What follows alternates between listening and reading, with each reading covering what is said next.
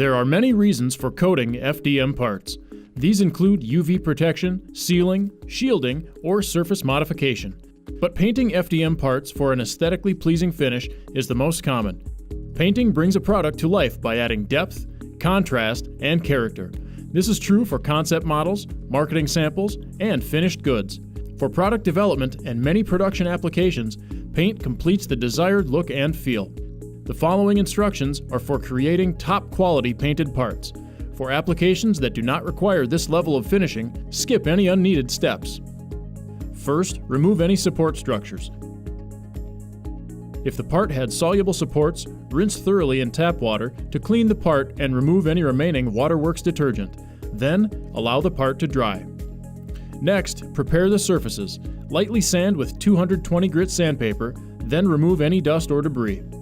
For an ABS or ASA part, you can either dip it in a methylene chloride solution such as IPS Weldon 4, or vapor smooth it in a finishing touch smoothing station. For details, see the best practice solvent smoothing. Solvent smoothing is an optional step that can reduce the amount of sanding time for ABS or ASA parts. Now, fill the voids between extrusion path layers with a filler. A light coating of fast-drying primer will fill small voids and reveal minor imperfections. Although it adds time, you may find that this makes the task of filling and sanding easier by drawing attention to the areas that need work. Ensure the primer has completely dried before continuing the preparation process.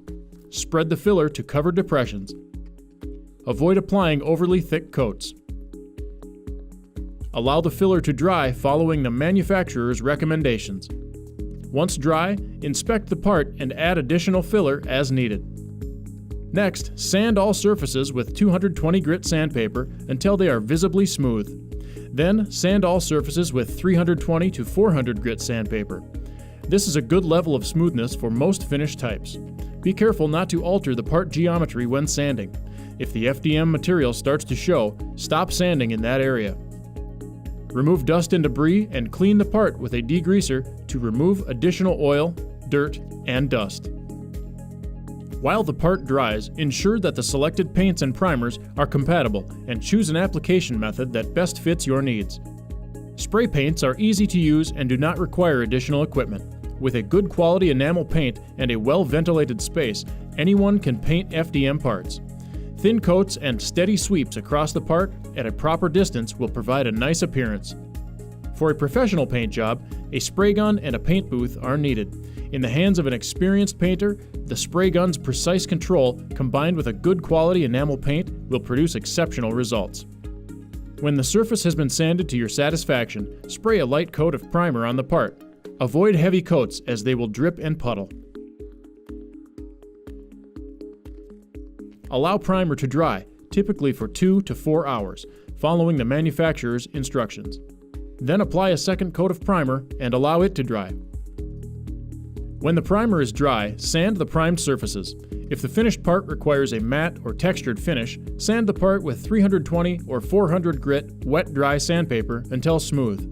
If the finished part requires a gloss finish, begin with 320 or 400 grit wet dry sandpaper and progress to finer grits, concluding with 600 to 800 grit wet dry sandpaper.